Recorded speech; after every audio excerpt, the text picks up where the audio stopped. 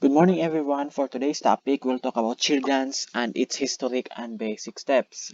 So, I am Paul Jeremy Ferzas and BPED 1, and I am currently studying at St. Columban College. So, let's start.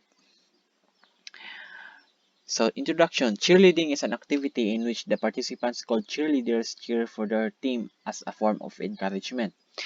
Ranging from 1 to 3 minutes, cheerleading may be on motivating sports teams, entertain audience, and or for competition, which also contains of tumbling, dance, jumps, cheers, and stunting. Its history is after the American Revolutionary War around 18th century, students experienced harsh treatment from teacher, hence undergraduate began to riot, burn down school buildings, and assault faculty members. Then students invented and organized their own extracurricular activities outside their professor's control. So in 1860s, Great Britain students started to cheer in unison for their favorite athletes at sporting events until it crossed overseas and America. Sis Bumrah, it was shouted by students during the first intercollegiate football game in the United States on November 6, 1869. Then, organized cheerleading started as an all-male activity. So, Princeton University had a Princeton cheer in as early as 1877. Cheers goes like this: "Hurrah, hurrah, hurrah, Tiger! Shh, boom, ah!"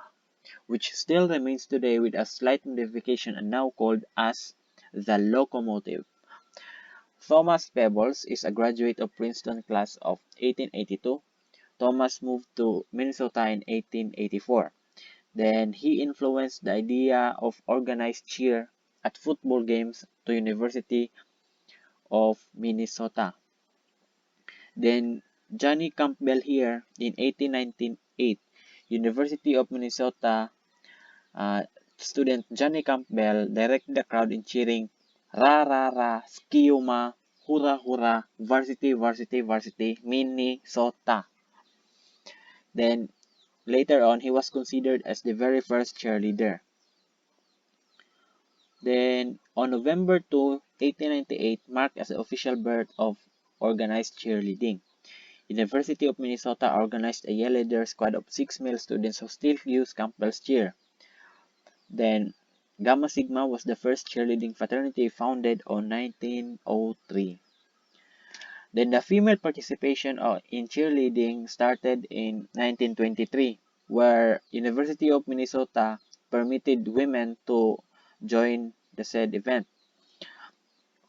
In the late 1920s, cheerleaders are referred to as chap, fellow, and man, and women were overlooked, and not until the 1940s when men were drafted for World War II, which created an opportunity for more women in sporting events. So, girl, said by Kieran Scott in Ultimate Cheerleading, girls really took over this time. Then, female participation continued to grow during the 1950s until the 1970s, which shows that girls primarily cheering at public school games. Then, Randy Neal estimated in 1975 that over 500,000 students actively participated cheerleading from elementary to college. He also added that 95% of which in America were female. So as for the basic steps, I will be linking down below in the description the basic steps, basic jump on how to jump, then dance routine. So that's all for today. Thank you.